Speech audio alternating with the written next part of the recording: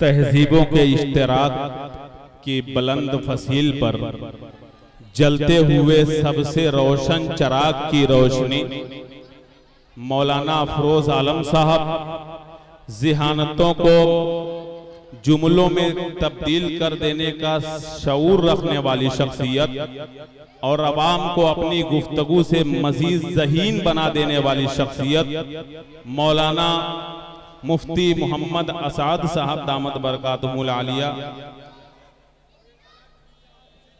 हज़रात गिरामी, ताख़ीर हो रही है, ताख़ीर पे भी ताख़ीर हो रही है, इसलिए ये हमारे मीडिया के जनाब मुनीर आलम साहब जो एक अच्छे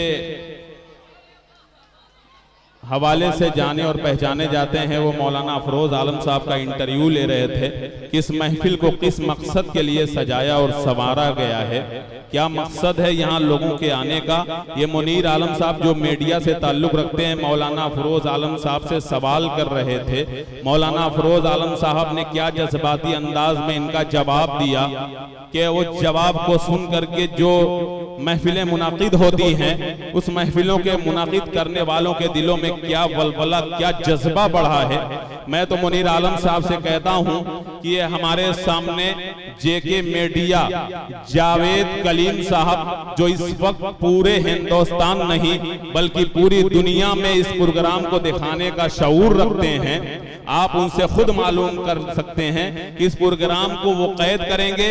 और मैं एक ऐलान जावेद कलीम जेके मीडिया की तरफ से ये भी कर रहा हूं कि ये प्रोग्राम शुरू से आखिर तक पूरा लाइव देखा जाएगा पूरी दुनिया के अंदर। जिस तरह कोपागंज वालों आप अपनी मोहब्बत के साथ इस प्रोग्राम को यहाँ देखेंगे, कहीं कोई भी हो, चाहे हमारा कोई भाई सऊदी अरब के अंदर हो, नबी से इश्क है, मोहब्बत है, नबी की नात सुनना चाहता है, वो भी जेके लाइव मीडिया के जरिए से जो है देख सकता है। जावेद कलीम साहब की बड़ी अच्छी कारकर्दगी है, ये काला है प्रोग्राम के कामयाब करने का। अभी मैं परसों बेगूसराय के अंदर था, उन्होंने जो पैगाम दिया, समस्तीपुर में एक ऑल इंडिया मुशायरे में था, तो जावेद जेके मीडिया के हवाले से जो एक मैसेज मिला है, जो गजलिया प्रोग्राम होता है उसको किस तरह अदबी प्रोग्राम बनाया जा सकता है, ये जेके मीडिया ने हमारे जरिए से, पूरे शुअरा इकराम के जरिए से एक पैगाम दिया और हिंदुस्तान के अंदर उर्दू अदब को फरोग देने के लिए एक अहम रोल अदा किया। जावेद भाई बहुत शुक्रिया आपका। अब मेरी गुजारिश आपसे है कि वरक हयात का हम अपनी पलट कर देखते हैं, वरक हयात का हम अपनी पलट कर देखते हैं। अरे बिखर के देख चुके अब सिमट के देखते हैं। मेरी आपसे गुजारिश है कि बैठ जाएं तो मैं इस प्रोग्राम का बाज़ाब्ता आगाज कर दूं। इतनी शख्सियतें यहाँ कहकशां की शक्ल में मौजूद हैं जो चमक रही हैं। दोस्तों, हर एक का नाम लेना मेरे लिए दुश्वार है। बहरहाल तमाम तहजीब के जो मुहाफिज हैं, जो अलमबरदार हैं, मैं उनकी खिदमत में अपनी अकीदत का सलाम अर्ज करते हुए मौलाना अब्दुल रहीम साहब मेरी आंखों के सामने, मैं उनसे गुजारिश करता हूँ, बड़ी मेहनत करते हैं वो हम लोगों के लिए, वो तशरीफ लाएं स्टेज पे बड़ी मोहब्बत के साथ। दोस्तों देखिए, निजामत के हवाले से इसी मैदान में अगर ना कहूं तो आप कहेंगे कि अकमल भी अजीब है, मैंने ऐलान भी किया कि मैं निजामत नहीं करूंगा, लेकिन यही वो शख्सियत बैठी हुई है जिन्होंने अपने तकरीर के जरिए से, जिन्होंने अपने जुमलों के जरिए से, जिन्होंने अपनी बात के जरिए से अकमल के दिल में जो हौसला, जो एनर्जी बख्शी है। मैं तो खामोश रहा, अपनी आंखों को झुकाए हुए अंदर में जंग लड़ता रहा, अखलाक की, जज्बात की, अखलाक की, जज्बात की, और जंग लड़ते लड़ते मैंने ये फैसला कर दिया कि मौलाना अफरोज आलम साहब की बातों से इनकार मेरे लिए मुसीबत से खाली नहीं है। तो इसी हवाले से मैं 2-3 और प्रोग्राम ऑल इंडिया कर लिया। बहरहाल जाना कम चाहता हूं, लेकिन बहुत मोहब्बतों के साथ जहां आवाज दी जाए, मौलाना अफरोज ने कहा कि अकमल तुम वहां आवाज में आवाज मिला करके उनकी मोहब्बत को सलाम करना। तो कोपागंज वालों, मैं भी कहता हूं कि मोहब्बत के तराने को मोहब्बत से सुनाऊंगा, मोहब्बत से बुलाओगे मैं नंगे पांव आऊंगा, हाँ बेशक शर्त या बंदिश लगे मुझ पर जमाने की, चुनौती तोड़कर सारी तेरी महफिल सजाऊंगा। देखिए, नहीं ताली नहीं बजाना है, ताली बजवाना होता तो मैं यहाँ पीछे से लेकर आगे तक, ये महफिल रसूल है।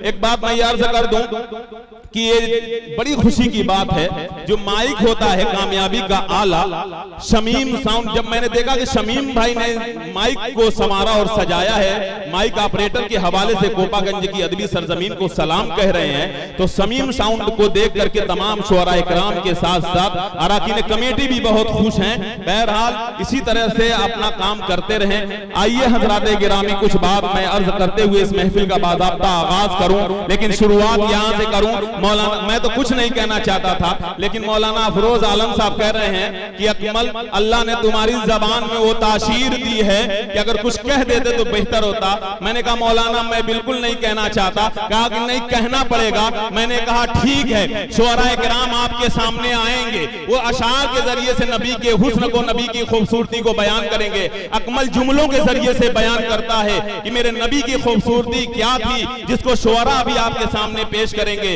मौलाना मैं आपको बताना चाहता हूं कि कायनात के सरदार मोहम्मद अरबी सल्लल्लाहु अलैहि वसल्लम, जिसकी वजह से हम यहां मौजूद हैं, जिसके सदक़े में इस कायनात को सजाया और संवारा गया। दोस्तों, कायनात के इमाम तो जरूर हैं, लेकिन एक दफा मस्जिद नबवी की कच्ची जमीन पर लेटे हुए हैं। दोस्तों, कायनात के इमाम मस्जिद नबवी की इतनी कच्ची जमीन कि अगर आसमान से पानी गिरे तो उस पानी की छींटें उड़कर मेरे नबी के चेहरे को खराब कर दें। सहाबा फरमाए अल्लाह के नबी, ये चांद से चमकने वाले चेहरे पे आज मिट्टी लग गई। फरमाया कोई बात नहीं। देखिए मौलाना अफरोज आलम साहब, ये 200 का रुपए मैंने उनकी बात को माना है, मैं नहीं लेना चाहता। अल्लाह ने बहुत मुझे नवाजा है। 200 का है, ये 2 लाख का हौसला है। बड़ों का हुक्म मानना ही जरूरी है। अल-अम्र फौकल अदब के तहत इसे मैं जेब में डाल रहा हूँ। बहरहाल दोस्तों, कायनात के इमाम मस्जिद नबवी के कच्ची जमीन पे सोए हुए हैं। सहाबा इकराम जो है बड़े अजीब से अंदाज में पूछते हैं अल्लाह के नबी, आज चांद से चमकने वाले, सुनना मेरे दोस्तों गौर से, अगर ना सुनने क्या है, अगर मेरी ये बात सुन लोगे तो मैं कहता हूं दावे के साथ कि यही वो आवाम जेके मीडिया के हवाले से पूरे हिंदुस्तान में जानी और पहचानी जाएगी कि वो शोरा को किस तरह सुनती है। दोस्तों, तो बहरहाल जाबिर इब्ने समुरा अल्लाह के नबी को तलाश कर रहे हैं। वो कहते हैं कहीं नहीं मिले। अंधेरी रात में, 14वीं रात की चांद की रोशनी में तलाश कर रहे हैं, कह रहे हैं कहीं नहीं मिले, ढूंढ रहे हैं। ढूंढते हुए अंधेरी रात में मस्जिद नबवी में घुस गए तो क्या देखा कि अल्लाह के नबी मौलाना कच्ची जमीन पे लेटे हुए हैं। हज़रत जाबिर इब्ने समुरा ने कहा मैंने नबी को देखा। अल्लाह के नबी उठ के बैठ गए। कहा जाबिर इतनी रात को कैसे आना हुआ? कहा आका घर में नींद नहीं आ रही थी, सोचा नबी से मुलाकात हो जाए, गुफ्तगू करें, कुछ दीन की बातें सुने। बहरहाल हज़रत जाबिर इब्ने समुरा ने कहा कि मैंने नबी को देखा। फिर चेहरा आसमान की तरफ डाला मौलाना, 14वीं रात के चांद को देखा। फिर अल्लाह के नबी के चेहरे को पलट कर देखा। फिर 14वीं रात के चांद को देखा। हजरत जाबिर बार बार, एक बार मेरे नबी का चेहरा देखते, एक बार 14वीं रात के चांद को देखते।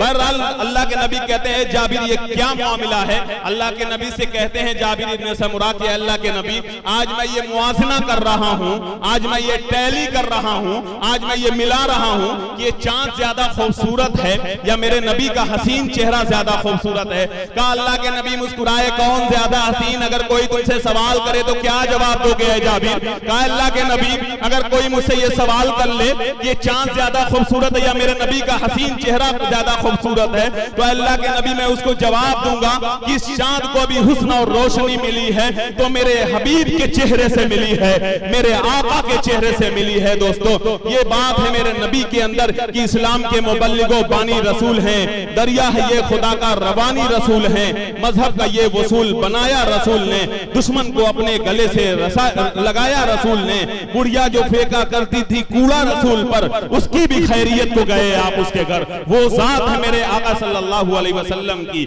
आइए मैं बिला तमहीद, देखिए अब तमहीद आज मैं बिल्कुल नहीं करूंगा, सीधे सीधे शायरों को मैं बुलाऊंगा, इसलिए कि अगर मैं तमहीद किया, मैं क्या तमहीद करूं, मैं तो शायरों पे एक कैद लगाता हूं। आज जितने शुअरा इकराम हैं उनसे मेरी गुजारिश है कि एक कलाम पढ़ने की इजाजत होगी यहाँ माइक पे, इसलिए कि शायरों की फहरिस्त बहुत तवील है। अगर अपने अंदाज से वो पढ़ने लगे, ये कमेटी का हुक्म है, तो फजर के बाद फिर मुझे दोबारा आवाज देना पड़ेगा शायरों को। मैं चाहता हूं कि फजर से पहले ये प्रोग्राम खत्म हो और हम नमाज पढ़ करके अपने घरों में जाएं। तो दोस्तों आइए मैं शायरों से कहता हूं और मैं भी कुछ नहीं बोलूंगा, अराकीन कमेटी ने बड़ी लंबी फहरिस्त तरतीब की है, मुरतब किया है। आइए सीधे सीधे यही मेरा एक जुमला था। मैं इस प्रोग्राम का बाज़ाब्ता आगाज करूं, लेकिन जब मेरी आंखें एक मतलब मेरे दाएं तरफ जाती है तो मौलाना अफरोज पे पड़ती है और मैं ये कहने पे मजबूर हो जाता हूं कि अलग बात की खामोश खड़े रहते हैं, ये अलग बात की खामोश खड़े रहते हैं, फिर भी जो लोग बड़े हैं वो बड़े रहते हैं। ऐसे दरवेशों से मिलता है हमारा सजरा, जिनके कदमों में कई ताज पड़े रहते हैं। ये सोचकर जब दूसरी तरफ अपनी नजर को दौड़ाता हूं तो नजर पड़ती है मौलाना मुफ्ती मोहम्मद असद साहब पर, तो मैं कहने पे मजबूर हो जाता हूं कि एक ऐसी शख्सियत है जिसके हम मुंतजिर थे कि नजाबत नाज करती है, लताफत नाज करती है, नजाबत नाज करती है, लताफत नाज करती है कि मुफ्ती असद की खिताबत पर समाअत नाज करती है। खुदा ने इनको बख्शा है सलीका बात करने का, ये जिस महफिल में आ जाए तबीयत नाज करती है। बहरहाल मैं इन दो मुबारक चेहरे की जियारत करते हुए इस महफिल का आगाज करूं। देखिए दोस्तों, आपको बहुत गौर से सुनना है क्योंकि ये कोपागंज वाले बहुत मजबूत हैं। देखिए एक बात मैं बता दूं कि कोपागंज की जितने होशियार हैं, मैंने दुनिया के अंदर इतने होशियार नहीं देखा। कैसे कि कोपागंज का एक आदमी एक मच्छरदानी खरीद के लाया, उसमें छेद था, होल, तो उसको वापस करने वो नहीं गया, बल्कि ठीक उसके सामने उसने दूसरा होल कर दिया, उसमें पाइप फिट की। अब जो मच्छर इधर से घुसता वो उधर से निकल जाता। तो जहां के लोग मच्छरों का बाईपास बना देते हैं तो उनकी मजबूती की कसमें खाई जा सकती है मेरे दोस्तों। बहरहाल आइए मैं सीधे सीधे कुरान करीम की तिलावत से इस महफिल का बाज़ाब्ता आगाज करना चाहता हूं, क्योंकि और एक बात याद करना चाहता हूं कि हमारे फहरिस्त में वो शोरा कराम है दोस्तों, आप इतनी लज्जत महसूस करेंगे शायरी के हवाले से कि जो शोरा, इनमें से कोई भी एक शायर किसी महफिल में जाए तो चार चांद लगा देता है। मैं एक मतलब नाम लेना चाहता हूं, जिनमें है जनाबे असद आजमी, जो हिंदुस्तान के हवाले से आजमगढ़ के शिबली अलैहिर्रहमा की सरजमीन की तर्जमानी करते हुए अपने दयार का नाम रोशन कर रहा है। जनाबे शमशेर जहानागंजी, जो जहानागंज की अदबी सरजमीन के हवाले से पूरे हिंदुस्तान में बड़ी मोहब्बतों के साथ सुना जाता है। दोस्तों एक नाम है जनाबे फारूक दिलकश का, जो मऊनाथ भंजन का एक खूबसूरत और चमकता सितारा अपने हवाले से पूरी मोहब्बत के साथ कोपागंज वालों ने उन्हें अपने सर पे बिठाया है। दोस्तों एक और नाम जनाबे ताबिश रेहान का, जो बंगाल की खाड़ी से लेकर कन्याकुमारी तक, कश्मीर से लेकर यानी कोई खित्ता ऐसा नहीं जहां नबी की नात पढ़ करके आपके दयार की हमारे जिले का नाम रोशन न कर रहे हो। एक नाम है शाहिद गौहर का कि जब वो नात पढ़ता है तो जैसे लगता है कोई फिल्म चल रही है, फिल्म इंडस्ट्री में हम काम कर रहे हैं। यानी कहने का मतलब ये है कि फिल्म के अंदर आवाज देने के लिए वही शख्स जाता है जिसकी आवाज में अल्लाह ने कशिश रखी है। शाहिद गौहर की एक ऐसी आवाज कि पूरे हिंदुस्तान के हवाले से शायरों की कसमें खाई जा सकती है। दोस्तों हमारे दरमियान जनाबे सलमान घोसवी, जो इस वक्त हर मौजू पे मैं तो देखता हूं ज्यादातर ये है हिंदुस्तान के हवालों से गुफ्तगू करते हुए नजर आते हैं सोशल मीडिया पे, वो भी हमारे दरमियान चमक रहे हैं। दोस्तों जनाबे परवेज कौसर, जो एक अजीमुशान, जो अजीम शख्सियत के साहबजादे हैं मेरे दोस्तों, वो जो अच्छी शायरी के हवाले से जाने और पहचाने जाते हैं, वो भी हमारे दरमियान मौजूद हैं। साजिद हयात, जिनका ताल्लुक मऊनाथ भंजन से है मेरे दोस्तों, शहाब नोमानी, मऊनाथ भंजन से इनका ताल्लुक, शाहिद अनवर, जाहिद जहानागंजी, कम उम्र में शमशेर से मुझे डर है कहीं आगे ना निकल जाए, जिन्हें अल्लाह ने उनकी आवाज में वो चाशनी बख्शी है कि जब वो माइक पे इस वक्त पढ़ रहा है तो उड़ता हुआ परिंदा जैसे लगता है फिजा में ठहर जाता है। ये तमाम शुअरा कराम, नवाजिश मोहम्मदाबादी हमारे फहरिस्त में मौजूद हैं दोस्तों, और भी शुअरा कराम हैं। मैंने इसलिए नाम ले लिया कि मैं बता दूं कि कितनी तवील फहरिस्त है, इसके बाद मुझे कुछ नहीं बोलना है, सीधे सीधे आवाज देनी है।